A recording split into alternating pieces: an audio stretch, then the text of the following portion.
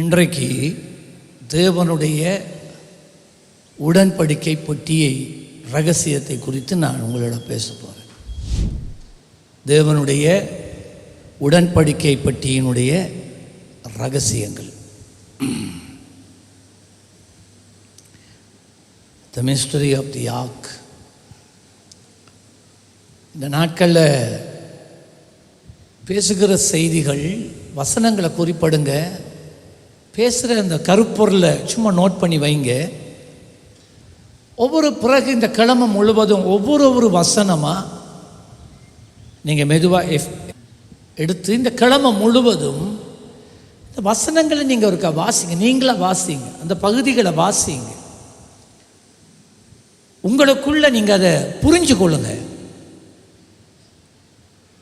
ஏனண்டா அறியாமையினால் நீங்கள் ஜெபிக்கிறதுனால நீங்கள் எந்த ஒரு நன்மையும் தேவனிடத்திலிருந்து பெற்றுக்கொள்ள மாட்டீங்க என்பதை அறிஞ்சு கொள்ளுங்க. இன்றைக்கி எத்தனையோ பேர் இந்த சபையில் நீங்கள் வாரீங்க, அப்படியே சத்தம் போடாமல் கேட்குறீங்க, அப்படியே போகிறீங்க. இதால் தான் குறிப்பெடுக்கிறது இல்லை. சத்தியங்களை படிக்கணுமே, எனக்குள்ள நான் உள்வாங்கணுமே, நான் இதை ஒரு நாள் மறக்கக்கூடாதே என்று சொல்லி குறிப்பெடுத்து அதை படித்து அதை உள்வாங்கிறது இல்லை. அதால் உங்களுக்கு சத்தியம் தெரியாது. சத்தியம் தெரியாட்டி நீங்கள் ஜெபிச்சு எந்த பிரயோஜனமும் இல்லை. கிருப தாருமுன்னு ஜெபிக்கிறீங்களே, கிருபண்டா என்னன்னு உங்களுக்கு தெரியுமா? கிருபை என்றால் என்னன்னு தெரியாமல் நீங்கள் ஜெபித்தால், கிருபை தாருமென்று ஜெபித்தால் கர்த்தர் உங்களுக்கு கிருபை தரமாட்டார். வேதத்தில் வார்த்தையில் இருக்கிற சத்தியத்தை நீங்கள் விளங்கினாத்தான், புரிஞ்சு கொண்டாத்தான், அறிவோட ஜெபித்தா, அறிவோட ஆராதித்தா. ஆகவே தான் நான் தாழ்மையாக உங்கள்கிட்ட கேட்குறேன், வேத சத்தியங்களை புரிஞ்சு கொள்ளுங்க. வேத சத்தியத்தை ஏதோ எல்லாம் எங்களுக்கெல்லாம் தெரியும் என்று நினச்சி கொண்டு கொஞ்சம் பேர் இருக்கிறீங்க. இதுக்குள்ள நீங்கள் குறிப்பெடுக்கிறது இல்லை, உங்களுக்கு எல்லாம் தெரியும் என்று நீங்கள் நினச்சிட்டு இருக்கிறீங்க. இன்றைக்கு கர்த்தர் பேசுனது தெரியும் தானே? இதால் தான் உன் இருதய கடினத்தினால உடைய ஆவிக்குரிய மனிதனுடைய மனக்கண்கள் அந்தகாரப்பட்டு உன்னை நீ ஆவிக்குரியவன் என்று சொல்லியும் செத்து போனவனாய் இருக்கிறான். ஆகவே விளையாட வேணாம், தயவுசெய்து விளையாட வேணாம். தேவன் உங்களுடைய வாழ்க்கையில் மகிமையானதை செய்யணுமா? தயவு செய்து நான் தாழ்மையாக கேட்குறேன், வேத சத்தியத்தை படியுங்க, உட்கொள்ளுங்க, விளங்கி கொள்ளுங்க. மாண்டெசரி பிள்ளைகள் போல ஆண்டுட்டு இருக்க வேணாம், விளங்கி கொள்ளுங்க, அந்த ஆழத்தை புரிஞ்சு கொள்ளுங்க, கர்த்தர் கொடுக்கிற செய்தியை பெற்றுக்கொள்ளுங்க. அப்போ நீங்கள் வளருவீங்க. அப்போ ஜெபிக்கிறதுக்கு உங்களுக்கு காரணம் இருக்கும். கர்த்தர் ஆசீர்வதிப்பாராக. சரி, இன்றைக்கு உடன்படிக்கை பெட்டியிலே இருக்கின்ற ரகசியங்களை குறித்து உங்கள் மத்தியிலே நான் பேச விரும்புகிறேன். த மிஸ்டரி ஆஃப் தி ஆர்க். யாத்திராகமம் 25ஆம் அதிகாரம் 10வது வசனத்தில், சீத்தி மரத்தினால் ஒரு பெட்டியை பண்ண கடவர்கள், அதன் நீளம் 2.5 முழமும் அதன் அகலம் 2.5 முழமும் 1.5 முழமும் அதன் உயரம் 1.5 முழமுமாய் இருப்பதாக. மோசேயினுடைய தலைமையின் கீழே பாபிலோனிலே சுமார் 430 வருடங்கள் அடிமைகளாய் இருந்த இஸ்ரவேலரை தேவன் தம்முடைய பலத்த கரத்தினாலே விடுதலை செய்து செங்கடலை பிளத்து அந்த செங்கடலிலே இருந்து அவர்களை அற்புதமாய் நடத்தி வந்து, வனாந்திரத்திலே 40 வருஷங்கள் ஒவ்வொரு நாளும் அவர்களுக்கு மன்னாவை கொடுத்து போஷித்து, வியாதி வராதபடி, அவர்கள் கால்கள் வீங்காதபடி, வெயில் அகோரம் அவர்களை சுடாதபடி, ராத்திரி வேளையிலே இருள் அவர்களை தீங்கு செய்யாதபடி அவர்களை போஷித்து பாதுகாத்து வழிநடத்தி வந்தார். இப்போ காலங்கள் நகர்ந்து போகிறது. இப்ப ஆண்டவர் இவர்களை ஒரு ஆழமான உறவுக்குள்ளே படிப்படியாக கொண்டு வருகிறார். அவர் தம்மை இவர்களுக்கு வெளிப்படுத்துகிறார். எகிப்திலே அடிமைகளாய் இருக்கும்போது, அந்த நாட்களில் இருந்த வல்லரசு நாடு எகிப்து, அதனுடைய ராஜாவை பார்வோன் என்று அழைப்பார்கள். அவன் வல்லரசு ராஜ்யத்தினுடைய ராஜாவாக இருந்தபடினால் தனக்கு இஷ்டமானபடி நடந்து கொண்டான். அவனுடைய பலத்த கரத்தை கூட கர்த்தர் உடைத்தார். 10 வாதைகளை மோசே கூடாக அவர் உண்டு நடப்பித்து, இஸ்ரவேலின் தேவனே மெய்யான தேவன், அவரே சர்வ வல்லமை உள்ளவர் என்பதை நிரூபித்தார். இப்ப இவர்களை வனாந்தரத்துக்கூடாக வழி நடத்தி வரும்போது கட்டம் கட்டமாக அவர்களுடைய உறவிலே வளருகிறார்கள். ஒரு சந்தர்ப்பத்திலே ஆண்டவர் சொல்லுகிறார் மோசேயை பார்த்து, கேளு மோசே, எனக்கென்று ஒரு கூடாரத்தை நீங்கள் அமைக்க வேண்டும் என்று சொன்னார். ஏனென்றால் உங்கள் நடுவிலே நான் வாசம் பண்ண நான் வாஞ்சிக்கிறேன். வானத்தை தம்முடைய சிங்காசனமாகவும் பூமியை தம்முடைய பாதப்படியாகவும் கொண்டிருக்கிற தெய்வம் சொல்லுகிறார், உங்கள் நடுவிலே நான் வாசம் பண்ணி, உங்கள் நடுவிலே நான் உலாவி, உங்களுக்கு தீமை ஏதும் உண்டாகாதபடி உங்களை காத்து உங்களோடு கூட இருக்க நான் வாஞ்சிக்கிறேன். எனக்கென்றொரு கூடாரத்தை நீ அமைக்க வேண்டும் என்று சொன்னார். இஸ்ரவேலிலே 12 கோத்திரங்கள் இருந்தார்கள். ஆகவே ஆண்டவர் சொன்னார், என்னுடைய கூடாரம் பாளையத்தில் நடுவில் இருக்கணும். அந்த கூடாரம் எப்படி செய்யப்பட வேண்டும் என்பதெல்லாம் குறித்து அதில் அடிக்கப்படுகிற ஆணியில இருந்து எல்லாம், கொழுக்குகள்ல இருந்து எல்லாமே ஆண்டவர் எப்படி செய்ய வேண்டும் என்று மோசேக்கு சொன்னார். அப்படியே மோசே செய்தான். கூடாரம் இருக்கு. அவர் சொன்னார், இந்த கூடாரத்தை சுற்றி 12 கோத்திரங்கள், எந்த கோத்திரம் எந்த இடத்துல இருக்கணும் என்று சொல்லி அவரே பிரிக்கிறார். இந்த கூடாரத்துக்கு மேலே ராத்திரி வேளையிலே அக்கினி ஸ்தம்பம், இரவிலே வெளிச்சமாகவும் பகல் நேரத்திலே வெயில் அவர்களை வாட்டாதபடிக்கு மேகத்தையும் மேக ஸ்தம்பத்தையும் அவர் அனுப்பினார். 40 வருஷம் ஒவ்வொரு நாளும் மன்னாவையும் அவர் கொடுத்தார். இப்ப இந்த கூடாரம் எல்லாம் அமைச்சு போற நேரத்துக்கு 25ஆம் அதிகார யாத்திராகமம் 25ஆம் அதிகாரத்துக்கு வந்தோடனே சொல்றார், மோசே இங்க வா, அந்த கூடாரத்தில் நீ எனக்கு ஒரு காரியம் செய்யணும். என்னண்டா, ஒரு பெட்டி ஒன்று செய்யணும். அந்த பெட்டியினுடைய நீளம் 2.5 முழம், அகலம் 1.5 முழம், உயரம் 1.5 முழம். அதனுடைய மேல் மூலைகள்ல 4 மூலையிலும் ரிங்ஸ் இருக்கணும். அதுக்குள்ளால ஒரு போல் 2 கம்பை போட்டு ஆசாரியர்கள் சுமந்து செல்ல வேண்டும். அந்த பட்டி என்னுடைய பிரசன்னத்துக்கு அடையாளமாய் இருக்கும் என்று ஆண்டவர் சொன்னார். அந்த பட்டியில நான் இருப்பேன். தேவன் சொன்னார், எனக்கு ஒரு கூடாரத்தை அமையும் என்று சொல்லி அதை 3ஆ பிரிக்க சொன்னார். வெளிப்பிரகாரம், பரிசுத்த ஸ்தலம், மகா பரிசுத்த ஸ்தலம். அந்த மகா பரிசுத்த ஸ்தலத்துக்குள்ளே ஒரு வருஷத்துக்கு ஒருக்கா மாத்திரம் பிரதான ஆசாரியன் உள்ளே போகலாம். அந்த மகா பரிசுத்த ஸ்தலத்தில் இந்த பெட்டியை வை என்று சொன்னார். இந்த பெட்டிக்கு மேலே 2 கேருபீன்கள் சிறகை சிறகினால் தங்கள் முகத்தை மூடி மறைத்து அங்கே தலை குனிந்து இருக்கிறதாக நீ செய்யணும். உள்ள சில காரியங்கள் வைக்கணும். அதை பற்றி நான் பிறகு சொல்லுவேன்.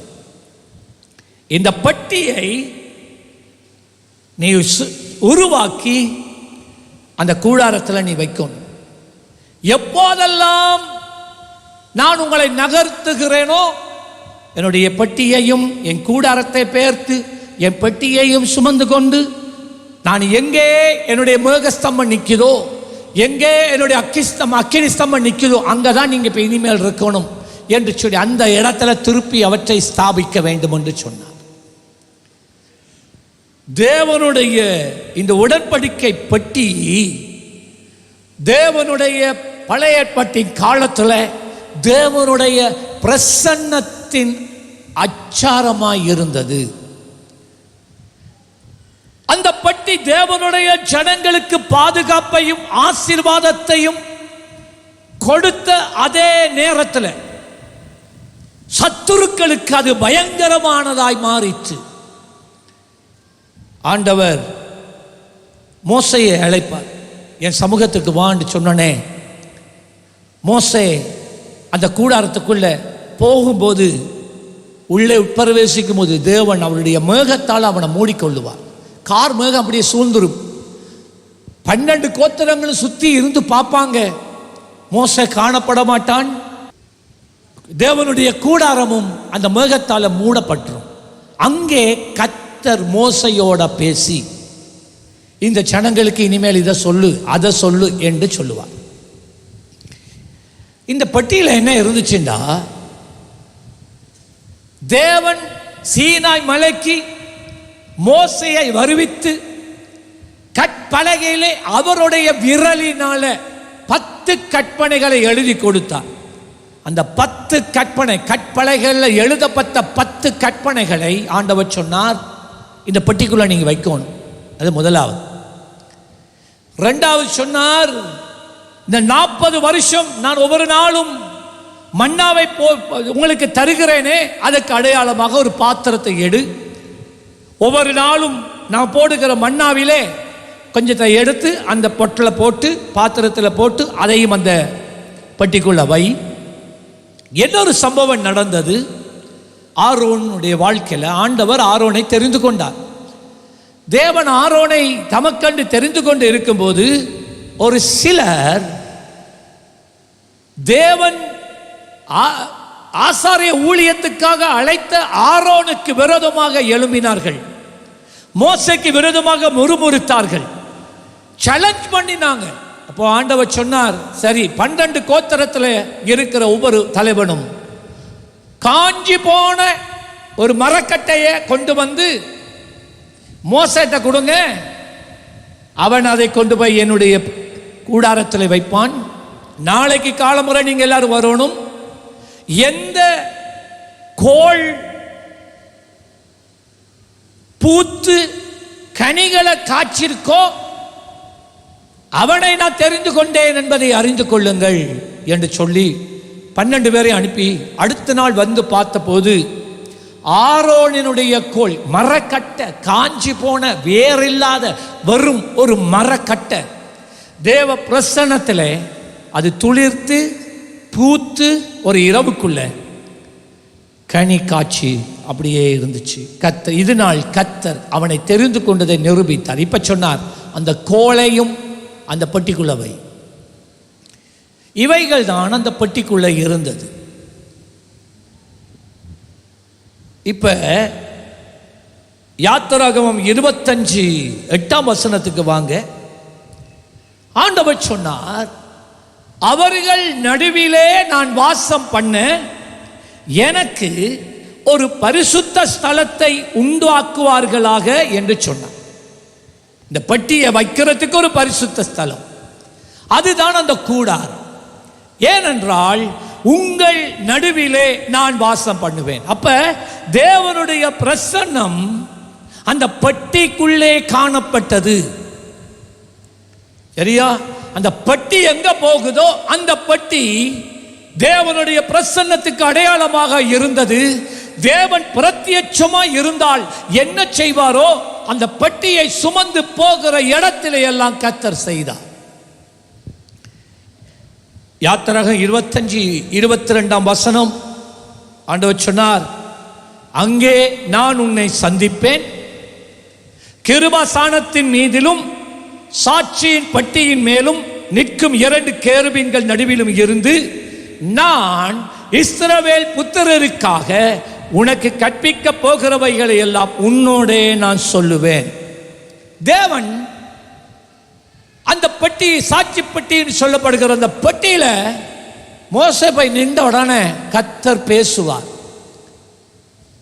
தம்முடைய ஜனத்துக்கு சொல்லி, இதை நான் கற்பனையாக நான் வைக்கிறேன், இப்படி நடக்கட்டான்னு சொல்லு, இதை செய்யட்டாம் என்று சொல்லு, இப்படித்தான் பலியிட வேண்டுமாம். லேவியராகமத்தை வாசிங்க.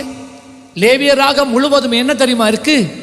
ஆண்டவர் மோசேக்கு இந்த சாட்சி பெட்டிக்கு முன்பதாக இவனை அழைத்து, என்னை நீங்கள் ஆராதிக்க வரும்போது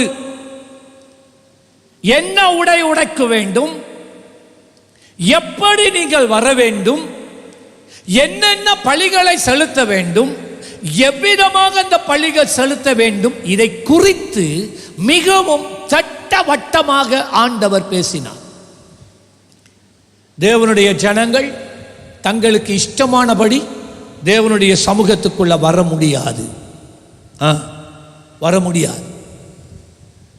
தங்களுக்கு இஷ்டமானபடி அவங்க நினைக்கிற மாதிரி தேவனை ஆராதிக்க முடியாது.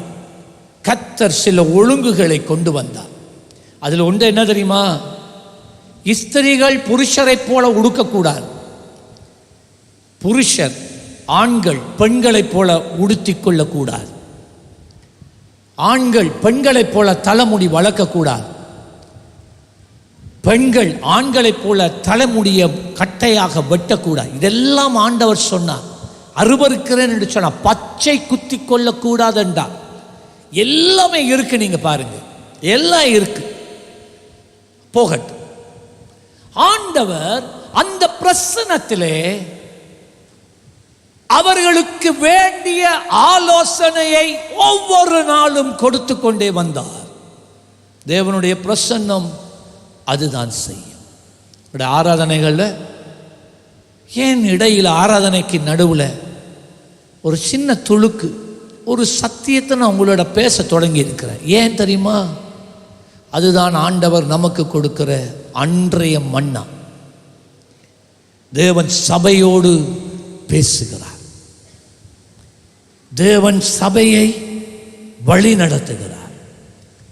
சொன்னார், நான் சொல்றேன், காதுள்ளவன் கேட்க கடவன், காதுள்ளவன் கேட்க கடவன்.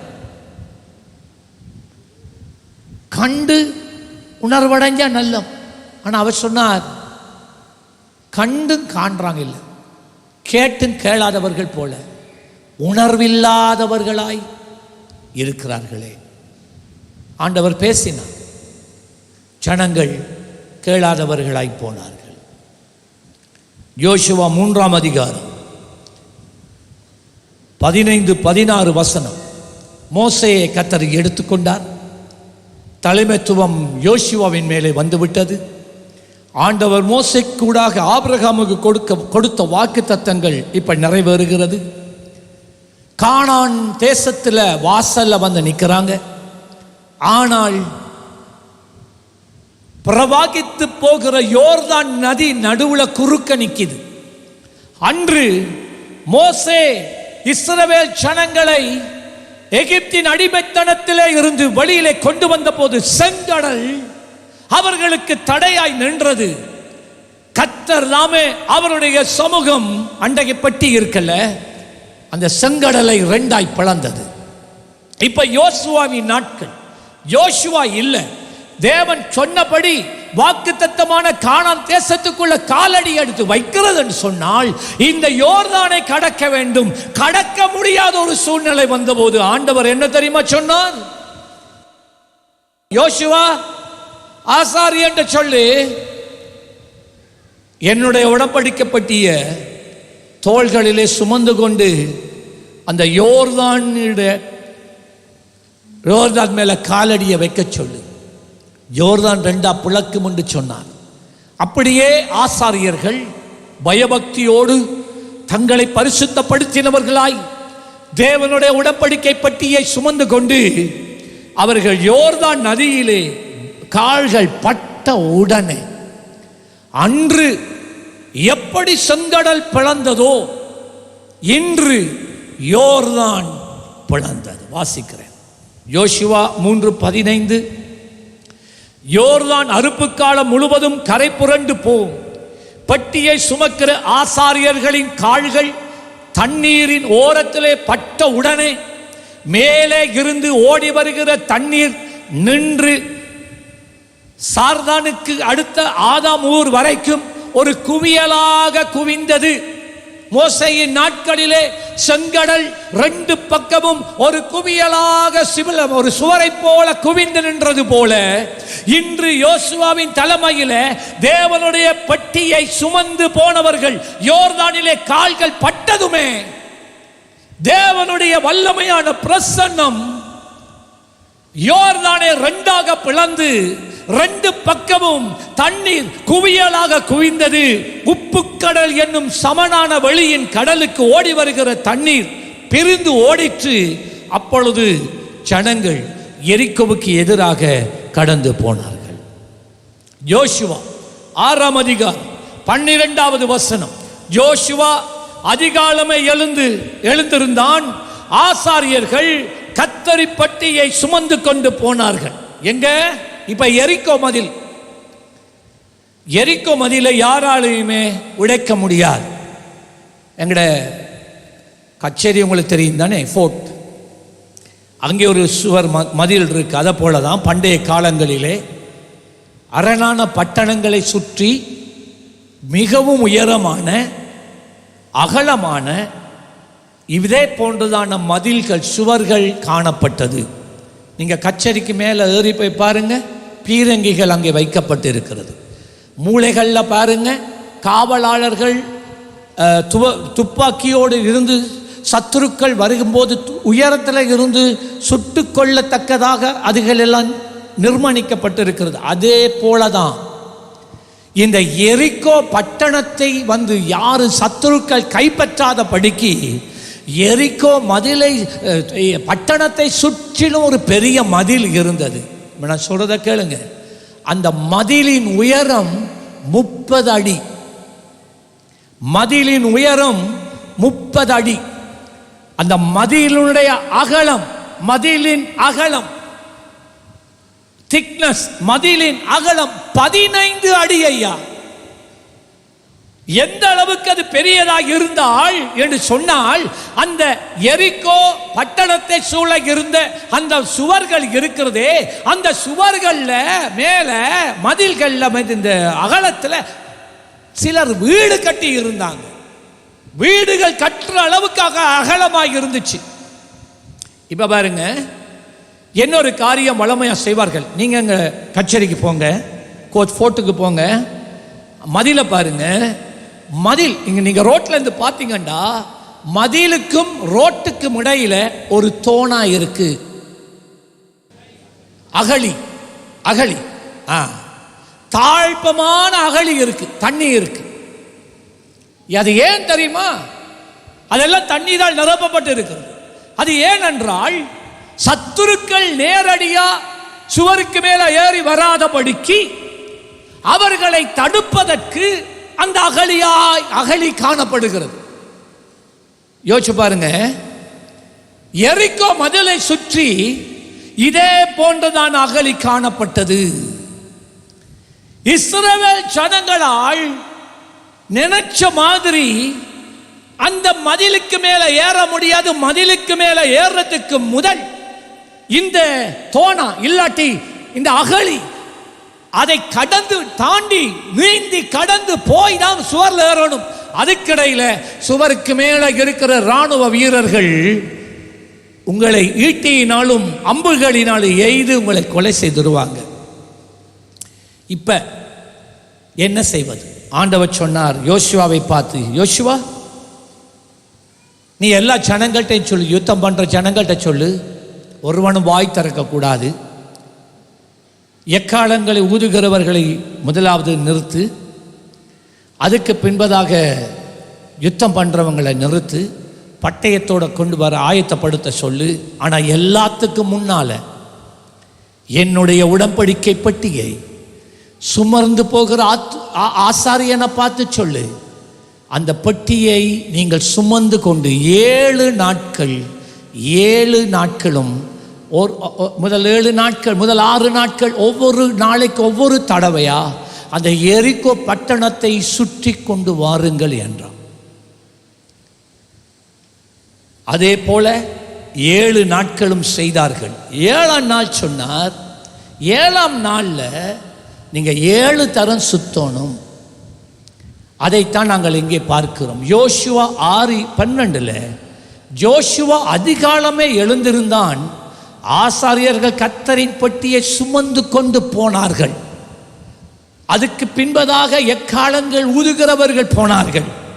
அதுக்கு பின்பதாக யுத்தம் பண்ணுகிறவர்கள் போனார்கள். ஒருவரும் வாய் திறக்கக்கூடாது. அந்த பெட்டி பராக்கிரமம் செய்கிற கர்த்தருடைய பிரசன்னத்துக்கு அடையாளமாக இருந்தது. 7ஆம் நாள் வந்தது. 7ஆம் நாள் 7ஆம் தடவை சுத்தி வந்த போது இப்ப ஆண்டவர் சொல்றார், எல்லாரையும் எக்காலங்களை ஊத சொல்லுங்க, எல்லாரையும் ஆட்பறிக்க சொல்லுங்க என்று சொன்ன உடனே அற்புதம் நடக்குது. என்ன தெரியுமா? 30 அடி உயரமான அந்த சுவர், 15 அடி அகலமான அந்த சுவர் உள்பக்கமாக அல்ல, வெளிப்பக்கமாக தானாக விழுகிறது. விழுந்தது மாத்திரம் அல்ல, அந்த சுவர் அதை சுற்றி இருந்த அகழி மேலே விழுந்ததினால் இவர்கள் வேதம் சொல்லுகிறது, அவர்கள் நேரே போய் அவர்கள் யுத்தம் பண்ணி எரிகோவை பிடித்துக் கொண்டார்கள். எவ்வளவு பெரிய அற்புதம்! மனுஷனால முடியாதத தேவனுடைய பிரசன்னம் செய்து இலகுவாக செய்து முடிக்கும். இப்ப இந்த பெட்டியினுடைய சில இன்னும் முக்கிய காரியங்களை நான் உங்களுக்கு காண்பிக்க நான் விரும்புகிறேன். அந்த நாட்களிலே இருந்த பிரதான ஆசாரியனுடைய பெயர் ஏலி. அந்த ஏலி வயது சென்றவனாக இருந்தான். ஒப்னி பினகாஸ் என்று சொல்லப்பட்ட 2 மகன்மார் அவனுக்கு இருந்தார்கள். இந்த ஒப்பனி பினகாஸ் என்று சொல்லப்பட்ட இந்த 2 மகன்களும் மிகவும் ரவுடித்தனமாக சபையிலே அவர்கள் வாழ்ந்து வந்தார்கள். தேவனுக்கு பலியிடுகிற பலிகளை கூட அவர்கள் எடுத்துக்கொண்டு போய் பாபக்யூ போட்டு சாப்பிட்டார்கள். சபையில இருக்கிறவர்களோடு தவறாக நடந்து கொண்டார்கள். ஜனங்கள் வந்து இதை அவர்களுடைய தகப்பன் ஆசாரியனாகிய ஏலியினிடத்தில் சொன்னபோது ஏலி கேட்டும் கேளாதவனாக அவர்களை தண்டிக்காமல், அவர்களை டிசிப்ளின் பண்ணாமல் அவர்களை அப்படியே விட்டுவிட்டான். இது தேவனுடைய பார்வையிலே மிகவும் கேடாக அமைந்தது. அந்த நாட்களிலே ஒரு நாள் பெலிஸ்தியர்கள் இஸ்ரவேலுக்கு எதிராக, இப்ப நல்லா கேட்கணும், இந்த உடன்படிக்கை பெட்டி வந்து தேவனுடைய ஆலயத்தில் இருக்கு. இந்த காலத்தில் பெலிஸ்தியர்கள் இஸ்ரவேலோட யுத்தம் பண்ண வந்தபோது வளமையாக இந்த பெட்டியை கொண்டு போவார்கள். இந்த முறை கொண்டு போகல. பெலிஸ்தியர்கள் இஸ்ரவேலர்களை அடித்து 4000 பேர் செத்து போயிட்டான். உடனே யுத்தம் மிகவும் மும்முரமா நடந்து கொண்டு இருக்கிற நேரத்தில் இஸ்ரவேல் தலைவர்கள் சொல்லி அனுப்புறாங்க ஏலிக்கு, ஐயா யுத்தம் மிகவும் பலத்திருக்கிறது, 4000 பேர் மரித்து போய்விட்டார்கள், தேவனுடைய பெட்டியை கொண்டு வந்தாள், கர்த்தர் நமக்காக யுத்தம் பண்ணுவார் என்று சொன்னார்கள். சரி என்று சொல்லி ஏலி சொல்றான் பிள்ளைகளை பார்த்து, அந்த பெட்டியை கொண்டு போங்கடா. ஒப்னி பினகாஸ் என்ற 2 அவனுடைய மகன்மாரும் ஆசாரியர்களும் சேர்ந்து இந்த பெட்டியை யுத்தம் நடக்கிற இடத்துக்கு கொண்டு போகிறார்கள். அங்கே கொண்டு போன இது 1 சாமுவேல் 4ஆம் அதிகாரத்தில் இருந்து 7ஆம் அதிகாரம் வரையுள்ள பகுதியிலே இந்த சம்பவங்களை நீங்கள் வாசிக்கலாம். ஸோ இந்த இருக்கு பைபிள் வாசிக்க வராட்டி இந்த நான் உங்களுக்கு சொல்லித்தாரேன். நான் கதையாக சொல்லிட்டு போகிறேன். இந்த பகுதிகளை நீங்கள் வாசித்து வீட்டை போய் ஆறுதலாக இந்த கிழமை முழுவதும் வாசித்து கற்றுக்கொள்ளுங்க. தேவனுடைய உடன்படிக்கை பெட்டி போனதுமே பெலிஸ்தர்களுக்குள்ளே ஒரு பயம் உண்டாயிற்று. 1 சாமுவேல் 4ஆம் அதிகாரம் 2ஆம் வசனம். பெலிஸ்தர் இஸ்ரவேலுக்கு விரோதமாய் அணிவகுத்து நின்றார்கள். யுத்தம் அதிகரித்தது. இஸ்ரவேலர் பெலிஸ்தருக்கு முன்பதாக முறிய அடிக்கப்பட்டார்கள். அவர்கள் சேனையில் போர்க்களத்தில் ஏறக்குறைய 4000 பேர் வெட்டுண்டு போனார்கள். 4000 பேர் இஸ்ரவேல் ஜனங்கள் செத்து போனாங்க. 7ஆம் வசனத்துக்கு வாங்க. கர்த்தருடைய உடன்படிக்கை பெட்டி பாளையத்திலே வருகிற போது சொன்ன மாதிரி கொண்டு போயிட்டாங்களா? இஸ்ரவேலர்கள் எல்லாரும் பூமி அதிரத்தக்கதாக மகா சத்தமாய் ஆர்ப்பரித்து சத்தமிட்டார்கள். பாரம்பரியம் வளமையா தேவனுடைய பட்டி வர்ற நேரம் இவர்கள் பெரிய சத்தமாய் ஆர்ப்பரித்து தேவனை மகிமைப்படுத்துவார்கள். நல்ல கேட்கிற சொல்றத கேட்கணும். இஸ்ரவேலர்கள் இருதயம் நல்ல கேட்கணும். இஸ்ரவேலர்களின் இருதயம் தேவனோட சரியா இருக்கல்ல. அவர்களுக்கு தேவனுடைய பெட்டி என்பது அவருடைய பிரசன்னம் தெரியும். அந்த பெட்டியிலே தேவ பிரசன்னை இருந்தது. அவர்களுக்குள்ள இருக்கல, பெட்டிக்குள்ள இருந்தது. அவங்க நினைச்சாங்க நாங்கள் எப்படியும் வாழ்ந்துட்டு போவோம், தேவனுடைய பெட்டி இருக்குத்தானே, பெட்டியை கொண்டு வந்தா கர்த்தர் பலத்த காரியம் செய்து நமக்காக யுத்தம் பண்ணி ஜெயம் தருவார் என்று நினைத்தார்கள். சீயோனே, உன்னுடைய நிலைமையும் அப்படித்தானே இருக்கு. உனக்குள்ள தேவனுடைய ஆவி இல்லை, உனக்கும் தேவனுக்கும் இடையிலே உறவு இல்லை.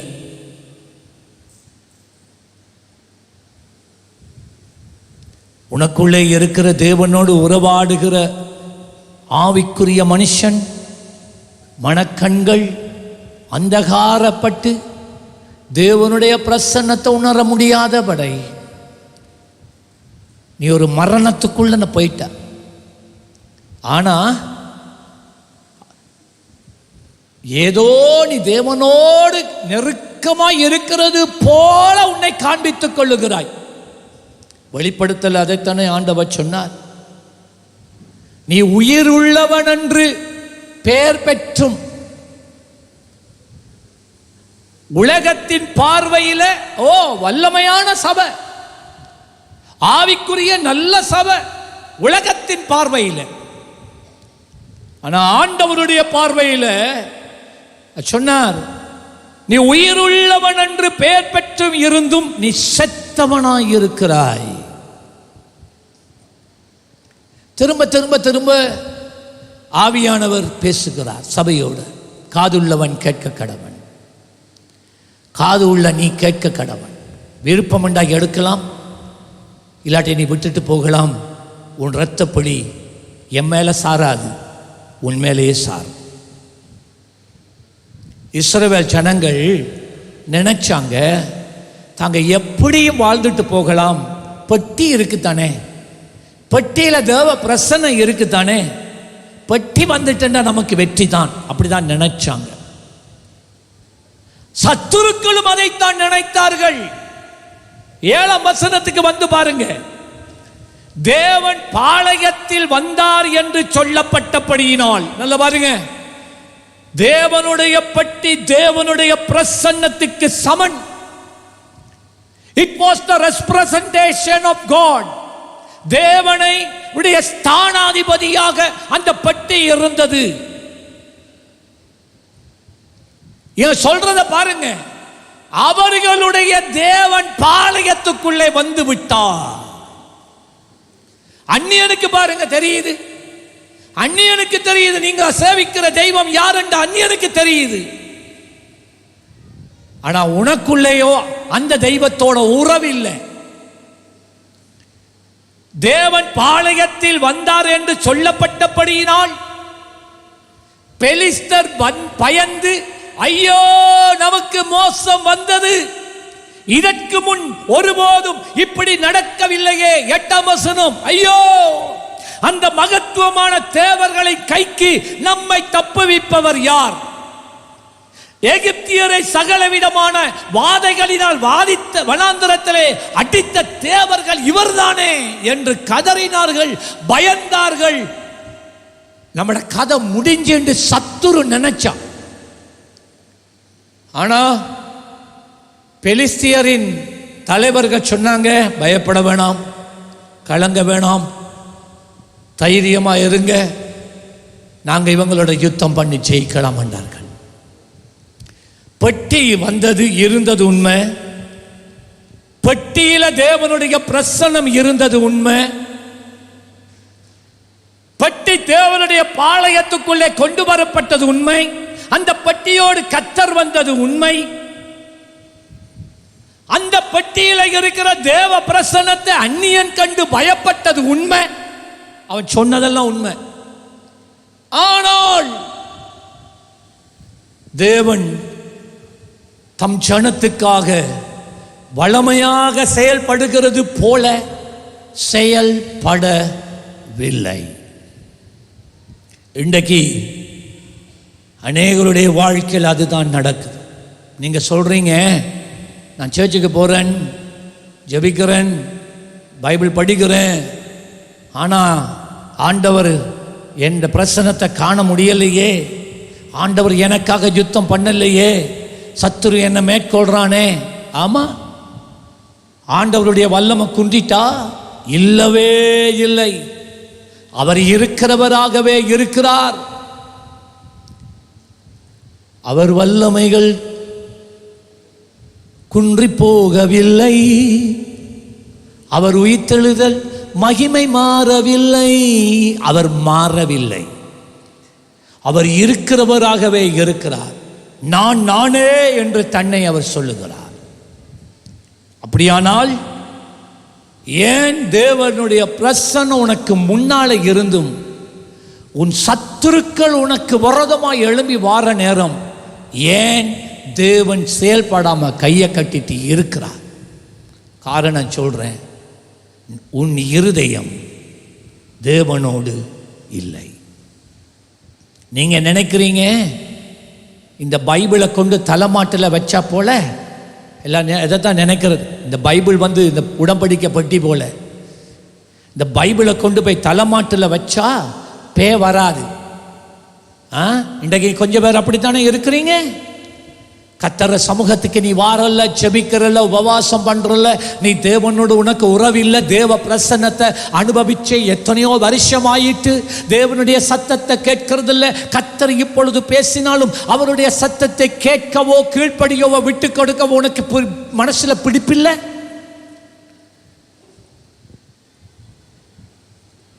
நீ என்ன சொல்ற? ஏன் கர்த்தர் அங்கே? அவர் இருக்கிறார். அவர் இருக்கிறவராகவே இருக்கிறார். இந்த இஸ்ரவேல் ஜனங்கள் நினைச்சாங்க, பெட்டி வந்துட்டு தானே, பெட்டி வந்தா சரி, நான் சேர்ச்சுக்கு போறேன் தானே, நான் காணிக்க கொடுக்கிறேன் தானே, நான் நற்கருணை எடுக்கிறேன் தானே, சரியா? இது சரியாகுமா? உங்களுக்கு நான் சொல்றதை கேளுங்க. தேவனோடு உறவில்லாமலும் இல்லாம நீங்க வந்து பரிசுத்த நற்கருணை எடுக்கலாம். நீங்க எடுக்கிறீங்க. தேவனோடு உங்களுக்கு உறவு என்பதே கிடையாது. ஆனா இங்க வந்து நீங்க ஆராதிக்கிறீங்க, எல்லாம் நடிப்பு. ஆண்டவர் என்ன சொன்னார்? உங்கள் உதடுகளினாலே என்னை கிட்டி சேருகிறீர்கள். உதடுகளினால், வார்த்தையினால. பக்திமான் போல பேசுறா, நீ பரிசுத்தவான் போல நீ ஆராதிக்கிறா, உதட்டினால என்னை சேருகிறீர்கள், ஆனால் உங்கள் இருதயமோ என்னை விட்டு தூரமாய் இருக்கிறது என்று கர்த்தர் சொன்னார். இன்னொரு சந்தர்ப்பத்தில் சொன்னால், உங்கள் ஆராதனையை நான் அருவருக்கிறேன். ஏண்டா உண்ட இருதயம் என்னோட இல்லை, நீ எனக்கு ஆராதிக்கிறியா? எந்த உடன்படிக்கை பட்டியை பார்த்து தேவன் இருக்கிறார் என்று சொன்னியோ, அதே உடன்படிக்கை பட்டி, அதே தேவ பிரசன்னம் உனக்கு எதிராக எழும்பும். ஒரு நாள் வரும், அது உன்னை விட்டு நீங்கியே போகும். ஜாக்கிரதை. 21வது வசனம். தேவனுடைய பட்டி பிடிபட்டு பெலிஸ்தர்கள் தேவனுடைய பெட்டியை பிடித்து கொண்டார்கள். பார்த்தீங்களா? ஹலோ, என்ன நினைச்சாங்க? சத்துருவாளுக்கெல்லாம் இந்த பட்டி சொந்தம் இல்லை, சத்துருவால இந்த பட்டியை தூக்க சுமக்க முடியாது, அப்படித்தான் நினைச்சாங்க. இந்த பட்டி நம்முடைய தேவன் நமக்கு தான், அப்படித்தான் நினைச்சாங்க. ஆனா எல்லாமே காரியம் மாறுதலா முடியுது. பெலிஸ்தியர்கள் தேவனுடைய பட்டியை பிடித்து கொண்டார்கள், தங்களுக்குரியதாய் மாற்றினார்கள். கர்த்தருடைய ஜனங்களை வெட்டி கொன்றார்கள். இஸ்ரவேலர்கள் தோத்து போனார்கள்.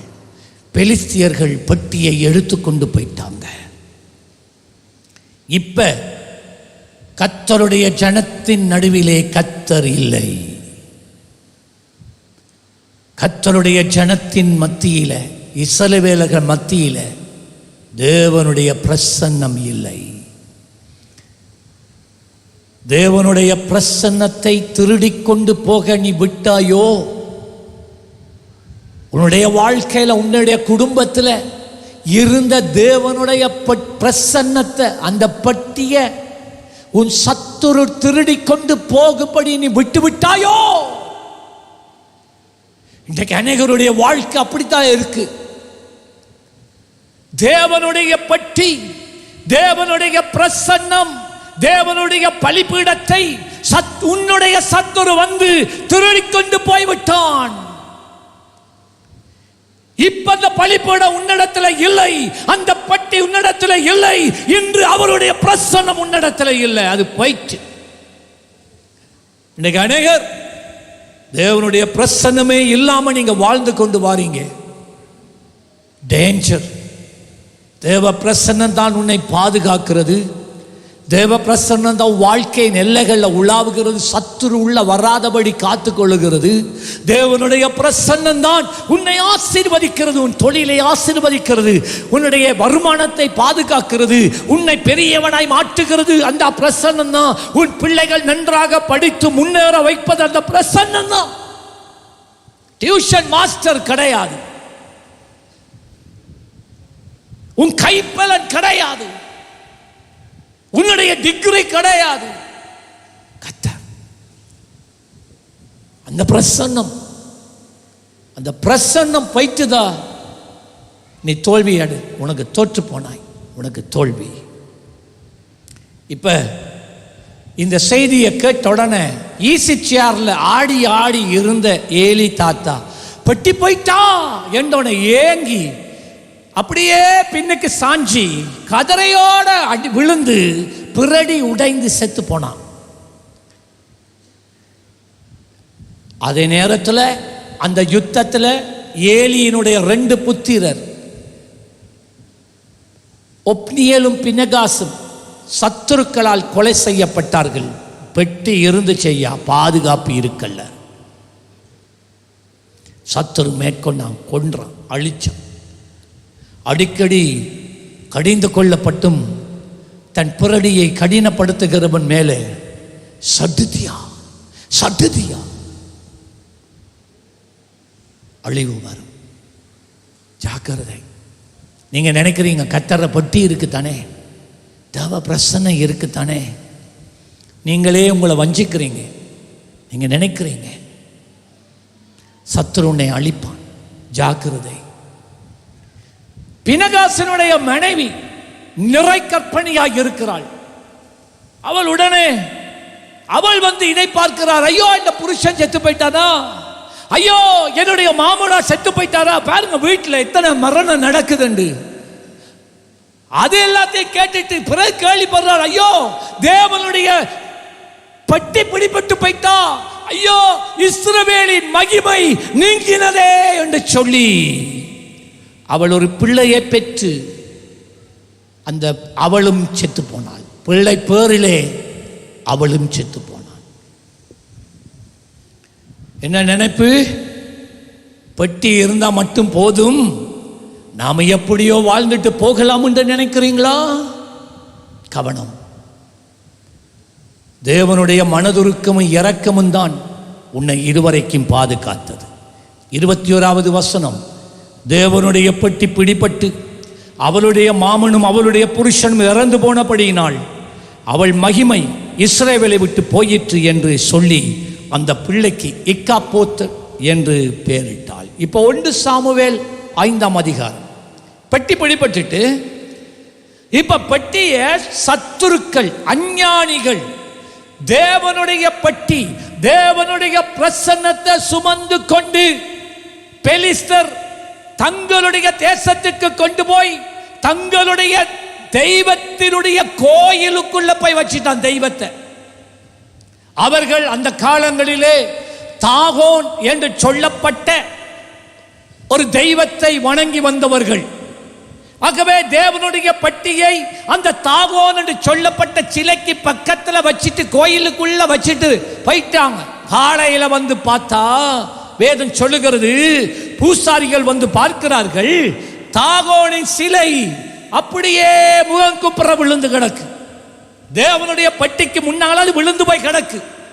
ஐயோ நம்ம தெய்வம் விழுந்துட்டே என்று சொல்லி அதுக்குரிய சிறிய பலிகளை எல்லாம் செலுத்தி அந்த சிலையை திரும்பவும் நிமித்தி வைக்கிறார்கள். அடுத்த நாள் காலை திரும்ப வருகிறார்கள், பூஜை செய்ய வராங்க. அங்கே வந்து பார்த்தாள், பிரியமானவர்களே, அடுத்த நாளும் அந்த சிலை கீழே விழுந்து தலை உடைஞ்சி, கை உடைஞ்சி, கால் உடைஞ்சி, இந்த உடம்பு பகுதி மட்டும் இருக்க அமைஞ்சு. வாசிக்கிறேன். 1 சாமுவேல் 5:2ஆம் வசனம். பெலிஸ்தர் தேவனுடைய பெட்டியை பிடித்து தாகோனின் கோவிலிலே கொண்டு வந்து தாகோன் அண்டையிலே வைத்தார்கள். 4ஆம் வசனம். அவர்கள் மறுநாள் காலமே எழுந்திருந்து வந்தபோது இதோ தாகோன் கர்த்தருடைய பெட்டிக்கு முன்பதாக தரையிலே முகங்குப்புற விழுந்து கிடந்ததும் அல்லாமல் தாகோனின் தலையும் அதன் 2 கைகளும் வாசற்படியின் மேல் உடைப்பட்டு கிடந்தது. தாகோனுக்கு உடல் மாத்திரம் மீதியாய் இருந்தது. நல்ல கேளுங்க, அதை தொடர்ந்து அந்த பகுதிகளை வாசிச்சு பாருங்க. அந்த பூசாரிமாருக்குள்ள பெரிய பயம் உண்டாயிற்று. பயம் உண்டாகி என்ன தெரியுமா, அந்த நாள்ல இருந்து இந்த நாள் வரைக்கும் அந்த கோயிலுக்குள்ள எந்த ஒரு பூசாரியும் காலடி வைக்கிறது கிடையாது. நம்ம தெய்வத்துக்கு இப்படி ஒன்று நடந்துட்டே, எப்படி நாம் அதுக்குள்ள போகலாம்? பூசாரிகள் அங்கிருந்து ஓடிய போயிட்டாங்களாம். இதுதான் சத்துருக்கள் தேவனுடைய பட்டியை, தேவனுடைய பிரசன்னத்தை திருடி கொண்டு போனாலும் அந்த பெட்டி சத்துருக்களுக்கு அது தீமையைத்தான் செய்யும். ஐயோ, அப்படியானால் எப்படி எங்க இந்த பெட்டியை கொண்டு வைக்கிறது என்று சொல்லி 6வது வசனத்தில் அஸ்தோத் என்று சொல்லப்பட்ட பெலிஸ்தியர்களுடைய இன்னொரு பெரிய பட்டணத்துக்குள்ள கொண்டு போய் அங்கே தேவனுடைய பெட்டியை வச்சா அங்கே என்ன நடந்தது? அஸ்தோத் ஊராரை பாழாக்கும்படி கர்த்தருடைய கை அவர்கள் மேல் பாரமாய் இருந்தது. அவர்கள் அஸ்தோத்தின் ஜனங்களையும் அதன் எல்லைகளுக்குள் இருக்கிறவர்களையும் மூல வியாதியினால் வாதித்தார். பார்த்தீங்களா, இது தேவையா? இது அஸ்தோத்தில் வச்சா எல்லாருக்கும் மூல வியாதி வந்துச்சு, பிடிச்சிட்டு ஓடி திருறா எல்லாரும். என்னடா செய்யறது? 9ஆம் வசனத்துக்கு வாங்க. சரி, அஸ்தோத் என்று சொல்லப்படுகிற பட்டணத்தில் இருந்து காத் என்று சொல்லப்பட்ட இன்னொரு பட்டணத்துக்கு இதை கொண்டு போய் வைக்கிறார்கள். அங்கே போய் வச்சால் காத்தூரார் அதை எடுத்து சுற்றி கொண்டு போன பின்பு கர்த்தருடைய கை அந்த பட்டணத்தின் மேல் மகா உக்கிரமாய் இறங்கிற்று. அந்த பட்டணத்தின் மனுஷருக்குள் சிறியவர்கள் தொடங்கி பெரியவர்கள் மட்டும் மூல வியாதியை உண்டாக்கி அவர்களை பாதித்தார். தேவனுடைய பிரசன்னம் எப்பொழுதும் தேவனுடைய பிரசன்னம் தான். தேவனுடைய பிரசன்னம் தம் ஜனங்களை பாதுகாக்கிறது, குணமாக்குறது, அற்புதம் செய்கிறது. ஆனால் தேவனுடைய பிரசன்னத்தை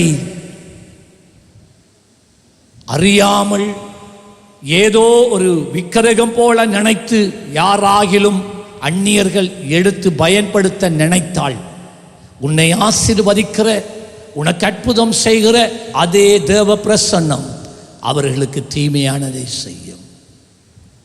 11வது வசனம். இப்ப அவர்கள் எல்லாருக்குமே மூலவியாதி வந்தபடியினால் அவர்கள் பெலிஸ்தரின் அதிபதிகளை எல்லாம் கூடி வரும்படி அழைத்து, இஸ்ரவேலின் தேவன் எங்களையும் எங்கள் ஜனங்களையும் கொன்று போடாதபடிக்கு அவருடைய பட்டியை அதன் ஸ்தானத்திற்கு திருப்பி அனுப்பிவிடுங்கள் என்றார். அந்த பட்டணம் எங்கும் சாவு மும்முரமாய் இருந்தது. தேவனுடைய கை கரம் அங்கே பாரமாய் இருந்தது. இப்ப மரணம் உண்டாக தொடங்கிட்டு பார்த்தீங்களா? தேவனுடைய பிரசன்னத்தோட யாரும் விளையாடக்கூடாது பிரியமானவர்களே. நல்லவர் தான், இயேசு நல்லவர் தான், தேவன் இரக்கம் உள்ளவர் தான். ஆனா தேவ பிரசன்னத்தை அலட்சியம் பண்ணாத, தேவனுடைய பிரசன்னத்துக்கு முன்னால நடிக்காத. அடுத்தது வசனம் 1 சாமுவேல் 6ஆம் அதிகாரம் 19ஆம் வசனம். நல்லா கேட்கணும், நல்லா கேட்கணும். இப்ப இவங்க இதுக்குள்ள என்ன நடக்குதுண்டா, இது பெரிய பயங்கரமாக இருக்கு, இது நமக்கு சரி வராது என்று சொல்லி அந்த பெலிஸ்தியர்கள் தங்கள் பூசாரிகளை கூட்டி வந்து கேட்குறாங்க, இப்போ என்ன செய்கிறது? அவங்க சொல்கிறாங்க, வேணாமப்பா இந்த பட்டி, இது பயங்கரமான பட்டி, இது அவர்களுடைய தேவன் தங்கி இருக்கிற பட்டி, அவர் நம்ம மத்தியில் இருக்கக்கூடாது, அவர் இருந்தால் நமக்கு தீமை தான் வருகிறது. அப்போ என்ன செய்யுங்க, ஒரு சுத்தமான 2 மாடுகள் உடைய ஒரு புதிய வண்டிலை கொண்டு வந்து அந்த வண்டியில் இந்த பெட்டியை வச்சு அதை இஸ்ரவேலுக்கே அனுப்பிவிடுங்க என்று சொல்லி வேதம் என்ன தெரியுமா சொல்லுகிறது? இந்த பெட்டியை அந்த வண்டியில் வச்சு அந்த மாடு 2ம் ஆடி ஆடி ஆடி ஆடி உம்பாண்டு கொண்டு சந்தோஷமா போகுது. எங்க போகுது? இப்ப சத்துருக்களால் இந்த பட்டியை வைக்க முடியாதபடி இந்த பட்டியை அவர்கள் தான் அனுப்பிட்டாங்க, தானா போகுது. இப்ப இஸ்ரவேலின் எல்லை புறமாகிய இஸ்ரவேலுக்கு சொந்தமான ஒரு கிராமத்துக்குள்ள சிலாக்கள் வயல்ல இருந்து வேலை செய்து கொண்டு இருக்கிற நேரம் பார்க்கிறாங்க, என்னடா இது, ஒரு நாள் நடக்காதது போல ஒரு கரத்தை வருது, அதுல நல்ல பசுமையான 2 மாடு இருக்கு, அதுல கர்த்தருடைய பட்டி வருதே என்று சொல்லி சந்தோஷப்பட்டு அவர்கள் அந்த பட்டியை எடுத்து, நல்ல கேட்கணும், பரிசுத்தமுள்ள தெய்வத்தை பரிசுத்தம் இல்லாத தேவனுடைய ஜனம் எல்லைய மீறி ஏதும் செய்தால் அங்கு உனக்கும் தீமை வரும், அங்கேயும் உனக்கு தீமை வரும். இந்த ஜனங்க என்ன தெரியுமா செஞ்சாங்க? அது பரிசுத்தமான பட்டி அல்லவா, ஆண்டவர் சொன்னார் அந்த பட்டியை யாரும் தொடக்கூடாது, ஆசாரியர்கள் மாத்திரம்தான் அதை தோள்களில் சுமந்து கொண்டு போக வேண்டும். அதுக்குத்தான் அந்த போல், யாரும் அதை திறக்கக்கூடாது. அது பிரதான ஆசாரியன் மாத்திரம்தான் ஒரு வருஷத்துக்கு ஒருக்கா தம்முடைய ஜனத்தினுடைய பாவங்களுக்காக பிரத்யட்சம் பண்ணுவதற்காக வருகிற பரிந்து மண்டாடுகிற ஒரு சந்தர்ப்பத்துக்கு தான் வர முடியும். அந்த ஆசாரியன் கூட பரிசுத்தம் இல்லாம வந்தா தேவ சமூகத்திலே மரித்து போய் விடுவான் என்று சொல்லி அவனை அவ்வளவு சட்ட திட்டங்களை கர்த்தர் போட்டிருக்க. இந்த ஜனங்கள் என்ன தெரியுமா செய்தாங்க? இந்த ஜனங்கள்ட பேர் பெத்சாயிம். 1 சாமுவேல் 6:19. ஆனாலும் பெத்ஷிமேசின் மனுஷர் கர்த்தருடைய பெட்டிக்குள் பார்த்தபடியினால், உனக்கு யார் அனுமதி கொடுத்தது? உனக்கு கொடுக்கப்பட்ட வரையறை எல்லையை தாண்டி உள்ள போனா உனக்கு மோசம் வரும். ஆண்டவருக்கு பலியிடுகிற உத்தரவாதம் ஆசாரியனுக்குத்தான் இருந்துச்சு. ஆனால் சவுல் ராஜா பொறுமை இழந்து தேவனுடைய மனுஷன் வருகிறது தாமதிக்கிறது என்று சொல்லி ஆடுகளையும் மாடுகளையும் கர்த்தருக்கென்று அவன் பலியிட்டு தேவனுடைய கோபாக்கினியை சுதந்தரித்துக் கொண்டான். தேவனுடைய பிரசன்னம் ஆவி அவனை விட்டு நீங்கிற்று. எல்லையை மீற வேண்டாம் தயவு செய்து. நம்ம ஆண்டவர் தானே என்றுட்டு எல்லையை மீறிட்டு போயிடக்கூடாது. வாயின் வார்த்தைகள் கவனம். நீ அறியாத காரியங்களுக்குள்ளே துணிந்து நுழையாதே. தேவனுடைய மனுஷர்கள் செய்ய வேண்டியது அவங்க தான் செய்வார்கள். அதை நீ செய்யலாம் என்று நினைத்தால் கவனம். தேவ பிரசன்னம் நன்மை செய்கிறது உனக்கு தீமையாய் மாறும். இந்த பெத்செபேயின் மனுஷர்கள் கர்த்தருடைய பட்டியை தொற்றிருக்கவே கூடாது. இவர்கள் தொட்டது மாத்திரமல்ல, அந்த பட்டியை திறந்து பெட்டிக்குள் பார்த்தபடியினால் கர்த்தர் ஜனங்களில் 50,070 பேரை அடித்தார். அப்பொழுது கர்த்தர் ஜனங்களை பெரிய சங்காரமாக அடித்ததின் நிமித்தம் ஜனங்கள் துக்கித்துக் கொண்டு இருந்தார்கள். இந்த பரிசுத்தமான தேவனாகிய கர்த்தருக்கு முன்பதாக நிற்கத்தக்கவன் யார்? பட்டி நம்மிடத்தில் இருந்து யாரிடத்துக்கு போகும் என்று பெத்செபேயின் மனுஷர் சொன்னார்கள். பாத்தீங்களா? கவனமா இருக்கும். 50,070 பேர் பெட்டியை திறந்து பார்த்ததால, பெட்டியை திறந்து பார்த்தது கொஞ்சம் பேர், சமுதாயத்தை கர்த்தர் அடித்து போட்டார். தேவனுடைய உடன்படிக்கை பெட்டியின் ரகசியங்களை பற்றி நான் பேசிக்கொண்டு வரேன். 1 சாமுவேல் 7ஆம் அதிகாரம். இப்போ அவர்கள் இந்த பெட்டியை வச்சுக்கொள்ள முடியாது என்று சொல்லி அவர்கள் தலைவர்கள் மூப்பர்கள் சேர்ந்து கீரியத்யாரீமின் மனுஷர் வந்து கர்த்தருடைய பெட்டியை எடுத்து மேட்டின் மேல் இருக்கிற, அதாவது 1 சாமுவேல் 7ஆம் அதிகாரம் 1ஆம் வசனம், அபினதாபின் வீட்டிலே கொண்டு வந்து வைத்து கர்த்தருடைய பெட்டியை காக்கும்படி அவன் குமாரனாகிய எலியேசரை பரிசுத்தப்படுத்தினார்கள். எல்லாரும் நினைச்ச மாதிரி தேவ பிரசன்னத்தை சுமக்கிறது இல்லை. நீங்க தேவனுடைய பிரசன்னத்தை சுமக்கிறவர்கள், உங்களுக்கு பெரிய உத்தரவாதம் இருக்கு. நீ ஜாக்கிரதையா இருக்காட்டி அந்த தேவ பிரசன்னம், ஜாக்கிரதை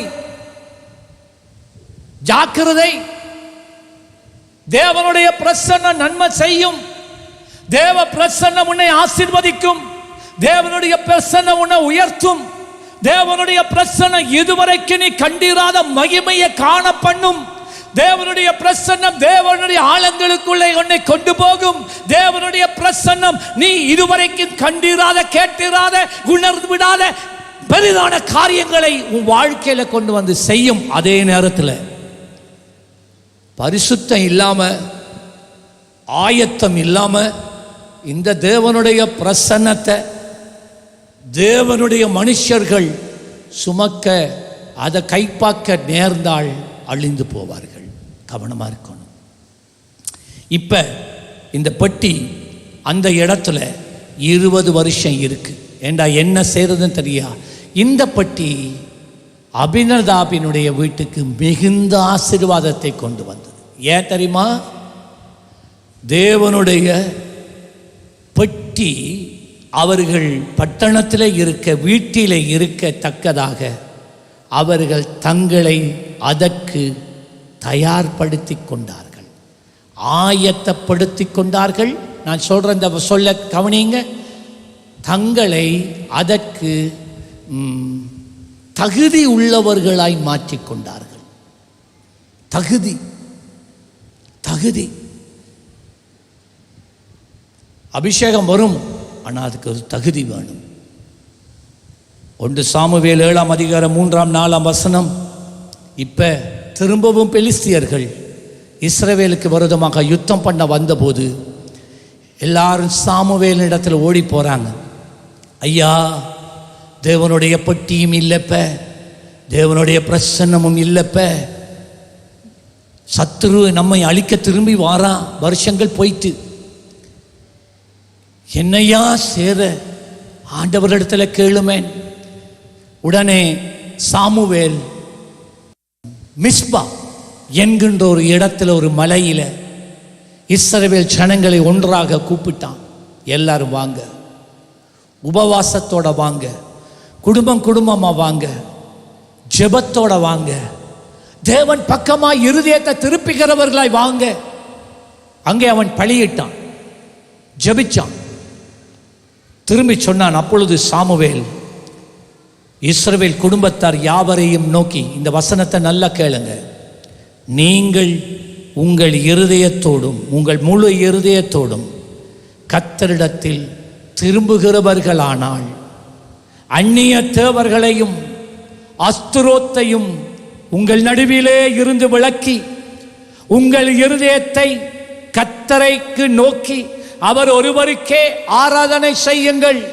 அப்பொழுது அவர் உங்களை பெலிஸ்தியருடைய கைக்கு நீக்கலாக்கி விடுவார் என்றார். அப்பொழுது இஸ்ரவேல் புத்திரர் பாகால்களையும் அஸ்திரோத்தையும் விலக்கிவிட்டு கர்த்தர் ஒருவருக்கே ஆராதனை செய்தார்கள். ஆராதனை செய்தார்கள். பரிசுத்த நற்கருணை எடுக்கும் போது என்ன தெரியுமா சொல்றோம்? அப்போஸ்தலனாகிய பவுல் சொன்னார், எவனும் தன்னைத்தானே நிதானித்து அறிந்து, நாங்க உங்களை ஜட்ஜ் பண்ண இயலாது, அவன் நீ உன்னை நிதானித்து அறிந்து கொள். இந்த பரிசுத்த நற்கருணையை எடுக்க நான் தகுதி உள்ளவனாய் இருக்கிறேனா? நீ நிதானித்துக்கொள், அறிந்து கொள். பாவம் இருந்தா அறிக்கை செய்து விட்டுவிடு, அவ்வளவுதான், மனம் திரும்பு. பிறகு சொல்றார், யாராகிலும் அபாத்திரமாக என்றால் அந்த பரிசுத்த நற்கருணை தேவனுடைய பிரசன்னத்துக்கு சாயல். அபாத்திரம் என்றால் அதனுடைய முக்கியத்துவத்தை அறியாமல் நீ அதுல நீ எடுத்தியா சொன்னா, அநேகர் காலத்துக்கு முன்னே மரித்து போயிட்டாங்கன்னு சொன்னார். பரிசுத்த நற்கருணை மனம் திரும்பி வருகிறவனுக்கு அந்த பிரசன்னம் நன்மையை செய்யும். ஆனால் தகுதி இல்லாதவனா, ஆயத்தப்படுத்தாதவனா நீ வந்தால் அதே பிரசன்னம் உனக்கு வியாதியை கொண்டு வரும், பலவீனத்தை கொண்டு வரும். காலத்துக்கு முன்னே நீ செத்து போய் விடுவாய். இதெல்லாம் வேதத்தில் இருக்கு, நாம் விளையாடக்கூடாது. ராஜா உன் பிரசன்னம் போதுமையா, எப்போதும் எனக்கு வேண்டுமையா. படிங்க.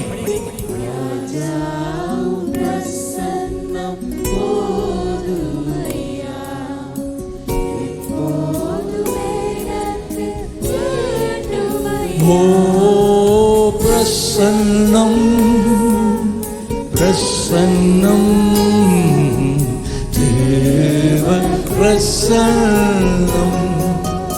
ஓ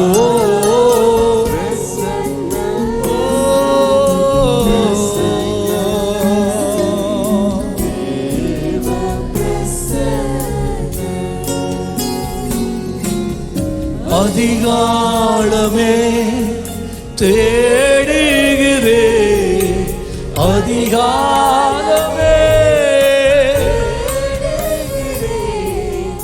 ஆரமுற ஜீசஸ். ஓ ஷகதா பகதா. ஆமென். இப்ப இன்றைக்கு கர்த்தர் அதிகமாக எங்களோட பேசியிருக்கிறார். இந்த இடத்துல திரும்ப திரும்ப அதை நான் சொல்ல வேண்டிய அவசியம் இல்லை. இன்றைக்கு இந்த இடத்துல உங்களுடைய ஆவிக்குரிய மனக்கண்கள் அந்தகாரப்பட்டு ஜெபிக்கிற நேரமோ, உபவாசிக்கிற நேரமோ, வேதம் வாசிக்கிற நேரமோ, ஆராதிக்கிற நேரமோ, கர்த்தருடைய ஆலயத்துக்கு வந்தாலோ, தேவ பிரசன்னத்தை உணர நீங்க விரும்பினாலும் உணர முடியாத ஒரு நிலையில இன்றைக்கு நீங்க நிற்கிறீங்க. அப்படிப்பட்டவங்க எல்லாம் முன்னுக்கு வாங்க. அநேகர் இருக்கிறீங்க. நடிச்சது போதும், நடிச்சது போதும், உயிர் உள்ளவன் என்று பேர், ஆனா செத்து போய் இருக்கிறாய் என்று கர்த்தர் சொல்லுகிறார். ஜீசஸ். கர்த்தருடைய வார்த்தையை நாம் பேசினா இது கர்த்தர் கொடுக்கிற செய்தி, இது கர்த்தருடைய செய்தி. கர்த்தருடைய வார்த்தையை நாம் பேசும்போது கர்த்தருடைய வார்த்தையில் இருந்து ஒரு வல்லமை புறப்படுகிறது.